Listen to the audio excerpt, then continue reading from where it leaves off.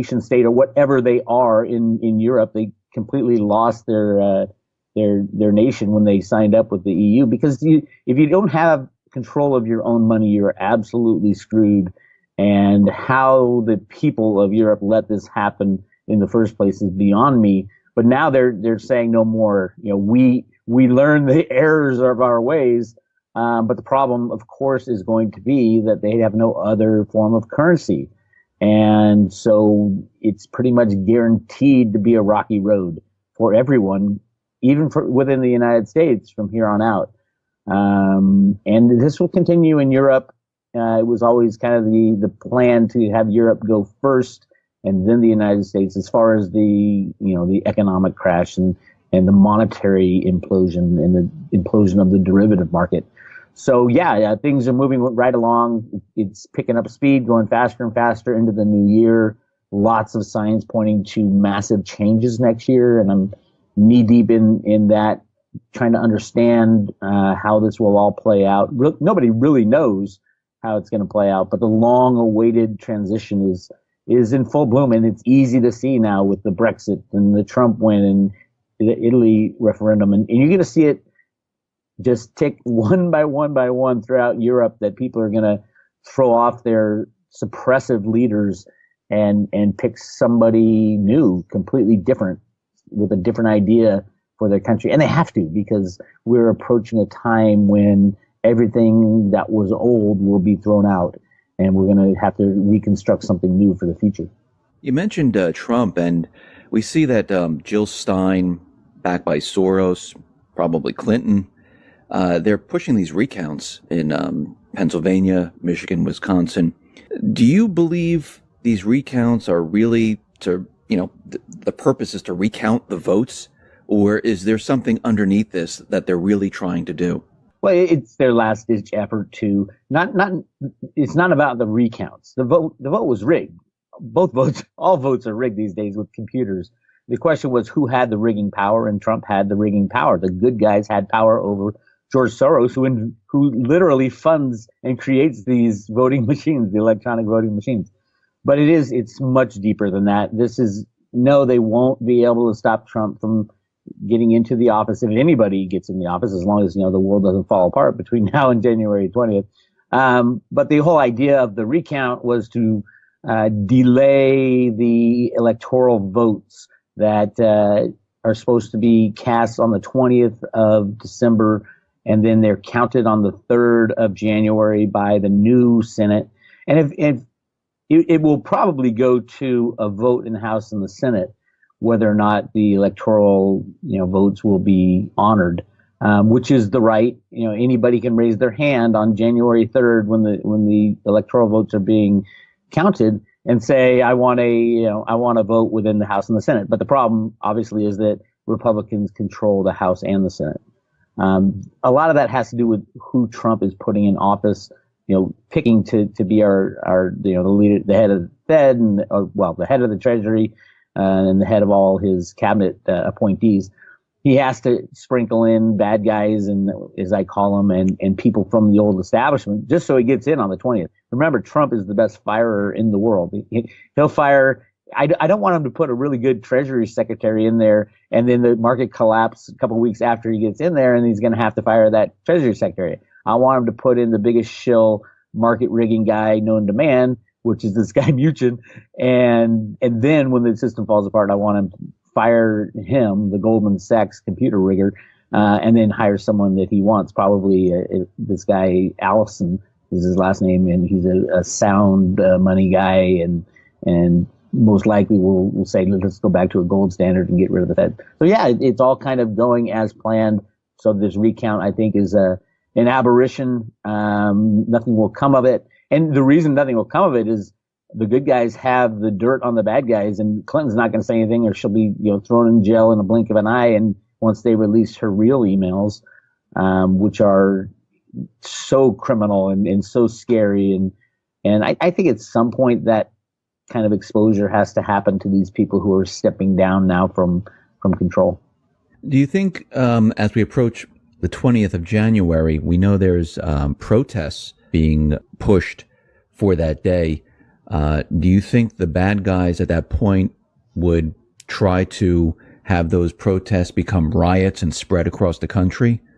Do you think they'll go that far to try? It's definitely part of obviously people want that to happen within the losing crowd, people who the Democrats and the people who lost this vote and think Trump's the Antichrist. I would say you can it might have some legs for a little bit, but it doesn't have the emotional power behind it. People want change, and Clinton clearly was not change, and the fact that Trump's in there. Trump has already showed that he's backed off on so many things already. The only way that Trump got elected was to be the ass that he presented himself to be. If you remember in like 2008 and what was it 2008 and 2012 that Ron Paul was running for president. Ron Paul got eaten alive by these people. They were calling him a racist. If you're calling Ron Paul a racist, who could ever go up against the machine that is the Republican and Democratic Party? And Trump was the guy. I mean, he took out the Democratic Party. He took out the Republican Party. You had to be that kind of an ass to win, to even get in position. And he won it. And now you can see he's starting to back off, saying, okay, let's use good judgment here going forward. Yes, it is good judgment to stop people from coming into your country who are looking to harm you. So there's a lot of good judgment that the far left will not like. But yeah, I don't see the momentum behind, other than Soros and maybe I don't even think the Clintons. I think the Clintons just want to run away now because they're starting to be exposed. There will be some people, George Soros might fund some of these riots and things, but it won't last long if they do last at all. And I think people will see that Trump is a much more fair, will be more fair than any other president before, because there's a lot of work to do. We're talking about taking out the bad guys' complete infrastructure of how our lives are run and replacing it with something new. That takes a lot of work, and Trump's the guy to do that, to tear things down and rebuild them. Now there's still bad guys, the elite. I mean, people call them shadow government. They're still in government. They're still there. They're there, but they aren't making the major calls anymore. I do believe that, and I was just writing about this, and I have a new report coming out that discusses the surrender, literally the surrender of the bad guys. I think took place right around Election Day down in Antarctica, believe it or not. And you can see, John Kerry was in, our Secretary of State was in Antarctica the very day of the most important election that the United States has ever had. So there's a lot. And then he went right to the Pope, and I even have film of him saying, "Now you understand what's happening, don't you?" And the Pope's, yeah, I get it. So it's really interesting what's going on behind the scenes. What we see in the mainstream media is like 1/100th of what the full story is, and it's clearly what the sheeple are supposed to stay asleep until this whole thing falls apart. But we're waking up, and the alt media is really waking people up to what's real news and fake news, and hopefully people will wake up faster. But I think with the coming collapse of the old system, people will have to wake up. You mentioned fake news, and we know they're going after the alternative media. I mean, they're calling it fake. I know there's like plugins now, Facebook and Google. They are looking for some type of technology to detect fake news, and it looks like this is their last-ditch effort to control the flow of information. Well, it's censorship. It is absolutely. That's exactly what it is. Yes, and it doesn't just go to Google and Yahoo and Facebook, and it goes to Twitter and even YouTube. A lot of the alt news YouTubers are seeing their views starting to disappear or go down slowly, and they can't do it all at once. It'll be too obvious. But yeah, if you control the media outlets, you control a lot, and don't think for a minute just because Facebook and Google are kind of new inventions run by young people that they are not rigging the information that you're receiving, because they are. And this is a problem going forward. I do think it will be resolved after the crash, after the destruction of what we once knew as our both our monetary system and our system of governments and living under a nanny state that takes care of you the whole way through your life is going to absolutely disappear with the crashing of the monetary system. So yeah, it's a really interesting time, and I do think it is a shot for humanity to move forward with truth and honesty. But at the same time, truth and honesty means truth and honesty of our past also. And that's going to be the shocker for most people, because we've been conditioned to live in this bubble of what's right and what's wrong and what's real and what's not. And to find out one day that everything you thought was real really is not, and everything you thought was a conspiracy is really true, is going to be shocking to society. That is true. And you mentioned the crash. And what's very interesting is that we see gold and silver, the bad guys are still suppressing gold and silver, even though Deutsche Bank was fined for gold and silver manipulation. I think it was like $60 billion, which is really nothing. Yeah, they settled out of court. Yeah, they settled. And we also see after the elections that they've brought the unemployment down to 4.6. Obama, finally got his GDP above 3%. I mean, it seems like they're setting the stage to seem like, the economy is fantastic. Obama's going to hand it off to Trump.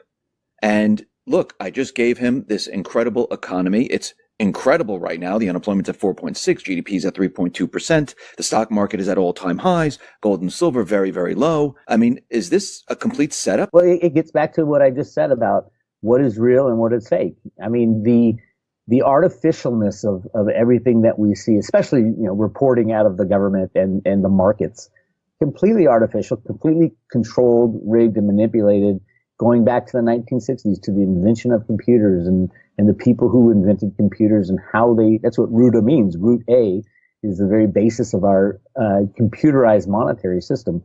And it is a complete, it's a shadow of what it should be. And it's been rigged for so long. These numbers and statistics are nowhere near what reality is. And the people who rig it now, they have no clue where this will all go if their controls are let down or wiped away. No longer can you claim that unemployment's at anything less than 20%. Right now we all know that they take off people who stop looking for work and say, oh no, they've stopped looking for work, so we're not going to count them as unemployed. Well, what are they? If they're not unemployed, just because they've stopped because they can't find any work or they can't find a job they like, or more importantly, the government is paying for them not to work, that type of stuff is all going to go away. So yeah, I'm surprised they're not saying in financial news that we are at the beginning of the biggest, greatest boom in the world, and we've come out of this long-term kind of recession, and this is going to be the greatest thing ever. They're not really touting that because they know that would be a little too sensational, and they don't want to get caught in their lies still. But saying that we're in good shape when Deutsche Bank, the world's largest derivative holder, is thinking about going bankrupt because the United States is going to fine them $16 billion. Well, they hold 50 trillion in derivatives. Why is no one talking about that? Why isn't anybody talking about the Deutsche Bank sovereign bond holdings all throughout Europe? They're the largest holder of European bonds in these European countries. Italy, Spain, France, you name it, in Europe they're falling apart, and they're gonna default on their bonds, and that's going to be really ugly for the derivative world. So yeah, everything is fiction. And once the system crashes, and it's going to crash overall, everything, as in every stock, every bond, it's the exchanges that are the problem. And they're all over rehypothecated. And if you think you own a stock in your 401k, let me tell you, you don't. You gave these brokerage houses and mutual funds money, but they never went out and bought stocks for you. They didn't buy it. They used that money to rehypothecate everything else that they do. Your Schwab account, they never went and bought that stock that you think you have in there. It's just a piece of paper telling you that you own it. And you could tell by the amount of volume traded in these stocks every day. Every 5 to 10 days, the full float of the shares of the company are traded, which is ridiculous because you haven't touched your stock forever. It's in your 401k. but other people use it and trade it, and it's just a complete fictitious uh, game of musical chairs. And when the music stops, there's not going to be enough chairs for everybody who holds electronic financial assets. So they already have the crash planned. They already have it. They already know when they're going to do this. No, well, I mean, I think it depends who you're talking about. They are we talking the good guys or the bad guys? They've been holding it off until they get people in charge in the United States who can kind of restart things. So I think we're not going to see a crash within the United States until after Trump gets into the office on the 20th. But he's been saying for over a year that he would rather it crash before he gets into office. So yeah, I think at least the bubbles will burst. Now I don't know if they're going to try to kind of rejigger the same system. I doubt they will. I think it will be more of you can't control the derivative bubble when it bursts. And in Europe, that's exactly what is going to happen with all these countries kind of bailing on the financial elite. The ending of the euro will destroy every unbacked fiat currency. And there's no doubt about that, including the United States. You're talking about something that has never happened in the history of humanity. The ending of a type of currency that is unbacked. It is the second largest currency, I believe, still in the world as far as acceptance. And ending that will be catastrophic, especially because of the derivative bets that are interlaid within this whole financial game. It's interesting. We're definitely at that time. And the analysis I'm doing right now of the Economist magazine cover is saying exactly that. We're at that time of the crash, and whether it happens before January 20th or within the first half of next year is questionable. But remember, the crash isn't going to be caused because the good guys or the bad guys go in and start fiddling with the markets. The crash is going to be caused when support is removed from fiddling with the markets. The markets have been fiddled with and controlled and under computer control since the 1970s. All you have to do is remove that control and everything goes down. So once that control is removed, what happens next? Is this the transition into a completely new system? That's exactly what I've been calling it, is the transition. And the transition has started. It started, well, if you look back, it started a long time ago. But it's the end of the road to Ruta, the end of the manipulation via computer controls of our system, and the replacement of with something new, something more sound. And I believe we will return to some form of gold standard. It's exactly what was foretold in the Road to Ruta documents that came out of the Fed Boston. But it might take a few failures as far as rejiggering the system. So the IMF might come and say, "Oh, you countries, you don't know what you're doing. We have these special drawing rights that we're going to use as money going forward." Well, nobody trusts the IMF, so that will fail. And then the United States might say, "Well, we're gonna back our currency with land," or which is, how do you back a currency with land? We have land and it's backed. It's ridiculous. The big problem is that we have relied on faith for so long, and we have accepted the fiat monetary system just purely on faith. It used to be the faith and credit of the United States. Well, that's gone now. And then it was the faith that the taxpayers will pay their taxes.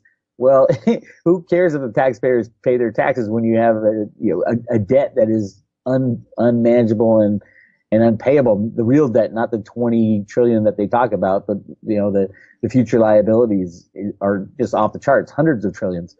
So it comes back to what are the people going to accept, and what will they believe? There will be attempts to rejigger the old system. I think they will all fail. And ultimately, we'll go back to what we've always gone back to, which is gold and silver as money, physical coins as money, and physical coins in banks. If you want paper notes or electronic, great, but you better have the physical in the bank for exchange 1-to-1 with each dollar. You walk in and you get an ounce of silver if we go back to a true definition of the dollar. That type of thing has always been what, after fiat currencies crash, it always goes back to gold and silver. I think it will again, but it might take a little time for them to rejigger the system, attempt to rejigger the system, because people are going to be really pissed off, especially the rich, that they saved their whole lives and had faith in this electronic system that we call our fiat monetary system. So what happens to the dollar and the petrodollar and the dollar as the reserve currency? Does that cease to exist? Well, the dollar, those are kind of three different things. You have the dollar, which is, defined in the what's the Monetary Act of 18 something, but is defined as 1 ounce, near 1 ounce of silver. It's defined in actually grains of silver. That's the definition of a dollar. And then you have the Federal Reserve note that has taken on the position of the dollar since 1913. And then you have the world reserve currency, who's mostly electronic IOUs.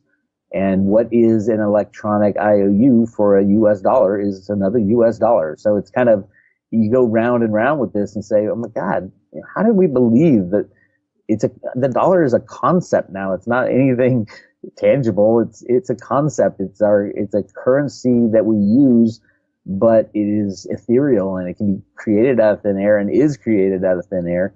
So, if it does go away, if we do have a derivative collapse and all fiat money is gone, basically, because of the fractional reserve nature of banking. So when money is gone, how do we restart the system? I think we go back to the constitutional US dollar, which is 1 ounce of silver, and then we need to figure out the ratio between gold and silver, because gold will be there, and there's a lot of gold hidden within the United States that I think we've been just waiting for that rainy day. And that rainy day is coming. There's something strange going on at the U.S. Mint right now with the Silver Eagle program.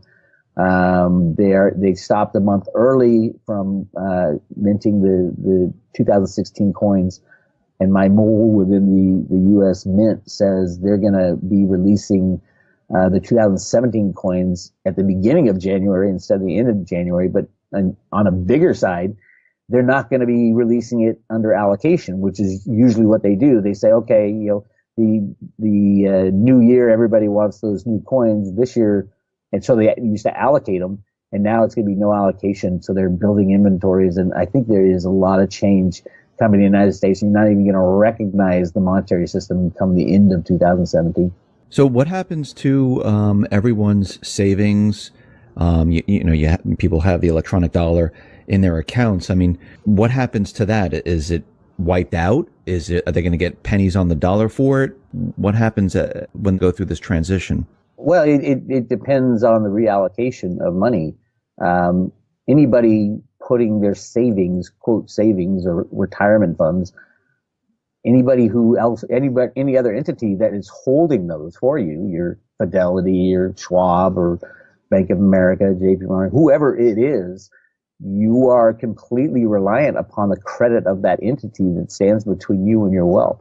So if Deutsche Bank goes down in Europe and JP Morgan has 10 or 20 trillion in derivatives with them, JP Morgan, and you hold your savings account or anything with JP Morgan, that credit is destroyed. So in same with Fidelity and Schwab. Remember, they don't buy those stocks for you; they rehypothecate them. So they're fractionally reserved just like everybody else, and it goes away.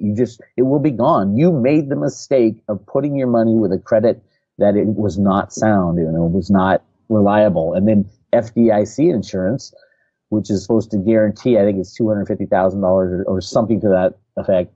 The FDIC has no money to back up their insurance funds. I think it's 1% or 2% of FDIC, or it used to be 1 or 2% of FDIC insurance is actually held in reserve at the FDIC.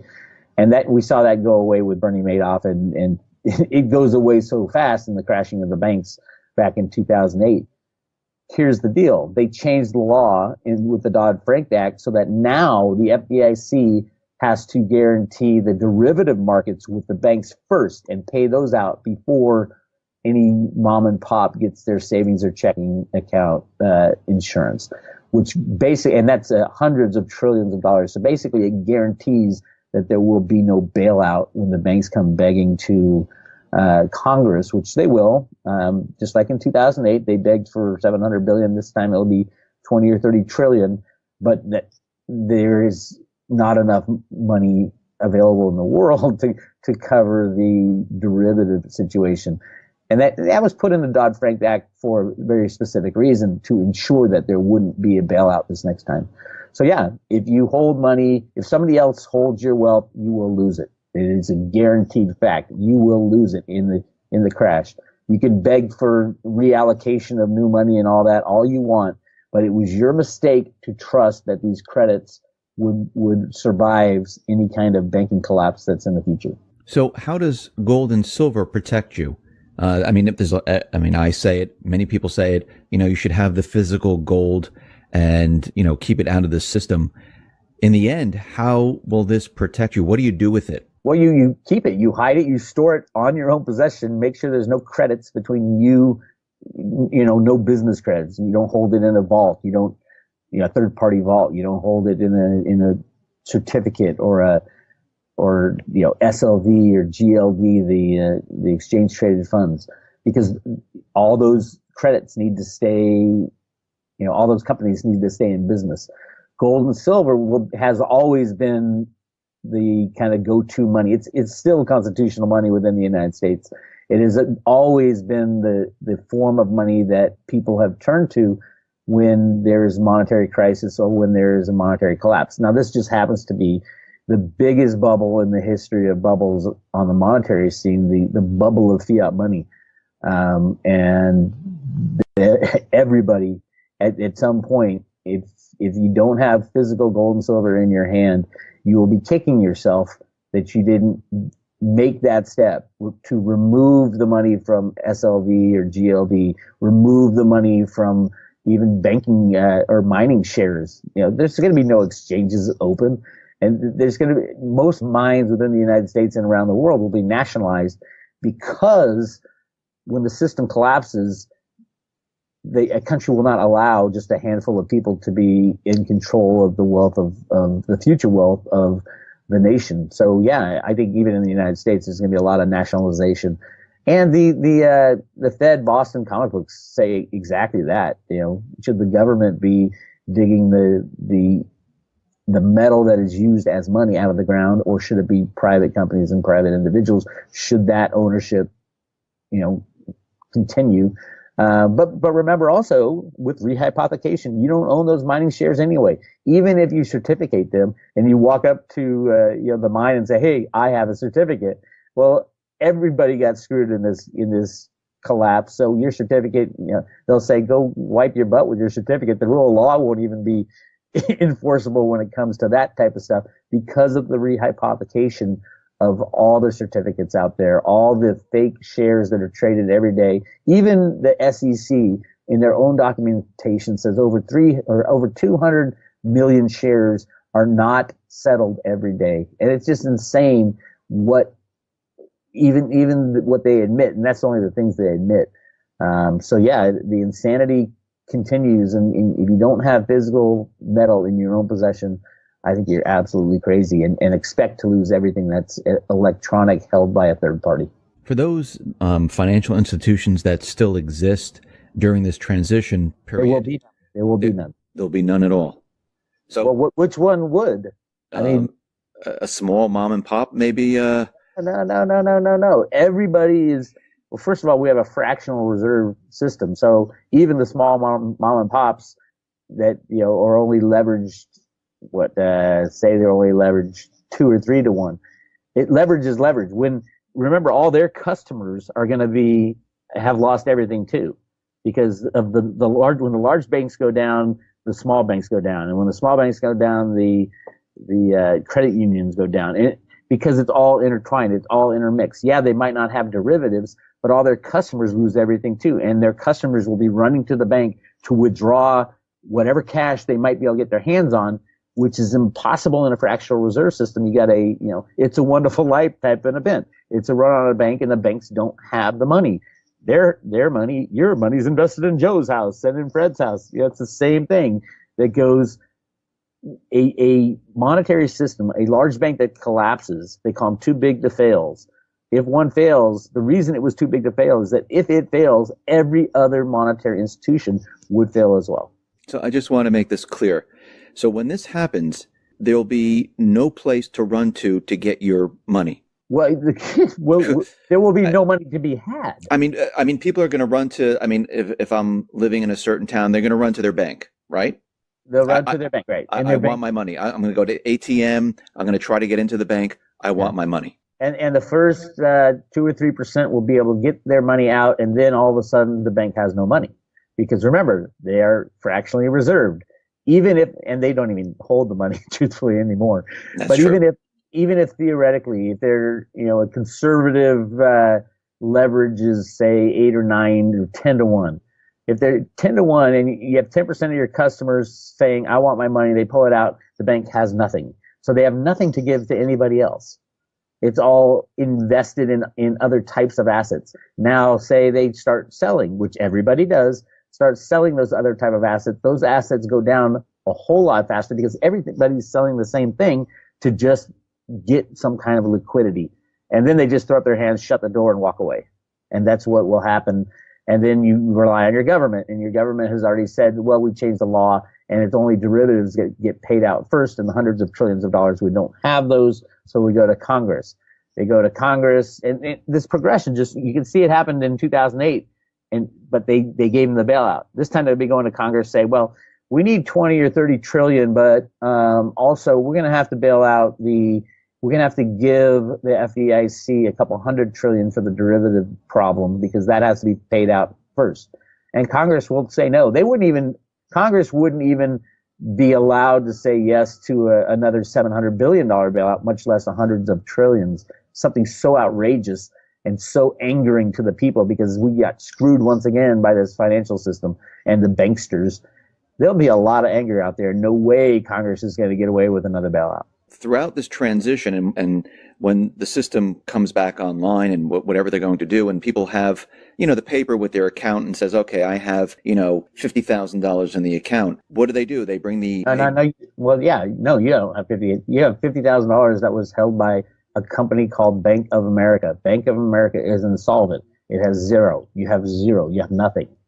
Now, the question is, with the new system, when a new form of money is reallocated, and the Fed Boston talks a lot about this in the Road to Ruta papers.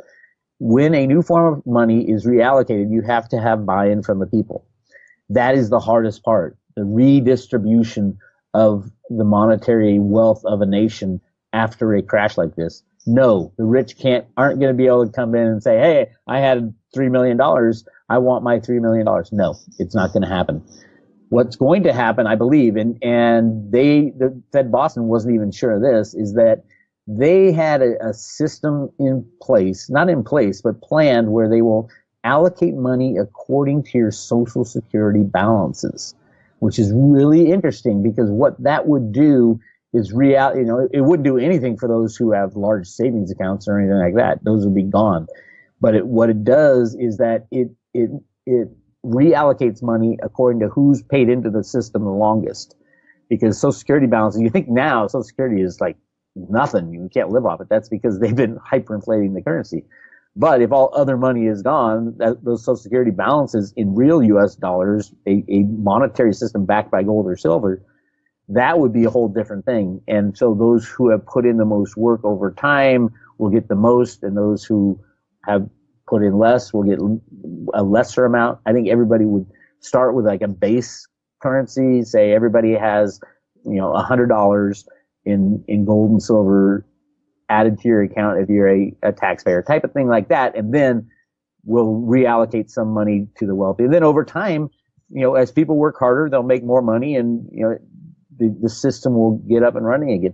But again, this is extremely difficult to do. And it especially coming from an electronic monetary system, how are they going to rejigger the system to, start the flow of capital again? It's going to be really difficult. I think it'll be nation by nation, and we will shut our borders. And the cover of the 2017 Economist magazine has this hermit card on the top right. It's these tarot cards that I've analyzed, really interesting stuff.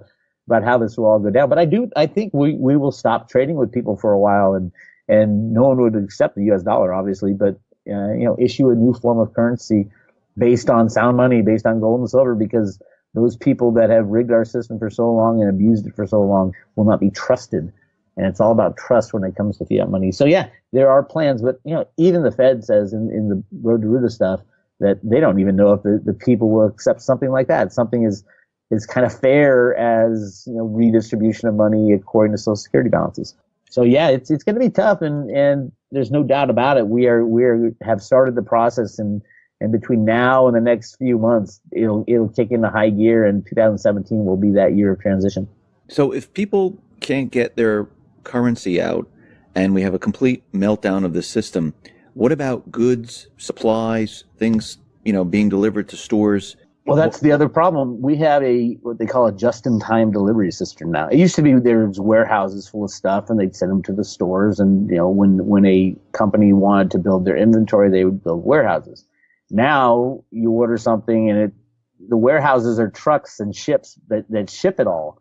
And because of the cost of holding large amounts of inventory, it's opportunity cost, but it's also a financial cost of holding value, and that value is not out there making money. People don't have large inventories. If you look at grocery stores, they have enough for a couple days before they get their next shipment. Now, in times of emergency, it goes from a couple of days to a couple hours, to run and get stuff. But yeah, that's the problem. Is the whole commerce problem? Is that the world has changed, and will the internet even be working? It takes companies surviving and thriving and being maintained. Will the internet be working? I don't even know. I mean, there are so many issues that this is going to affect, and that's exactly where we're headed. In the time of transition, the beginning part is going to be horrific. Many millions will die, literally die, from all kinds of problems, to the lack of power, to the lack of availability of medicine, to food, to riots and civil disobedience, and the government won't even be working because there'll be no money to pay the government. And our government is so overblown. I think it's 30 million people now either work for or are contractors and completely depend on the U.S. government, which is insane, the federal government, because our founding fathers wanted a tiny, tiny, tiny federal government, and you can see the consequences now of a government being so overblown that they control our lives. And you take that out, you take the nanny away from the nanny state, and you got a lot of chaos. Ultimately, it would be good, I think, for humanity, but there's a lot of chaos getting from here to there. When all's said and done, is the private central bank, is that still going to be in existence? No, not even anything resembling a private central bank. And I had talked a lot about where this whole concept of the Federal Reserve Bank in the U.S. came from, and why we rejected it so many times until 1913. I like G. Edward Griffith's book, The Creature from Jekyll Island, but I think he's missing a big concept there. And the big concept behind all that is this gigantic gold mine that they found within the Grand Canyon that would have destroyed the monetary system had it been released, because it was literally millions of tons of gold. Not at the time, there was, I think, 100 million ounces of gold floating around, but literally the mines, the gold discoveries just within the United States are going to blow away all statistics of what we've been told how much, the 2 Olympic swimming pools of gold is so ridiculous. That was invented by Harry Oppenheimer in the 1960s because he controlled the gold markets in South Africa.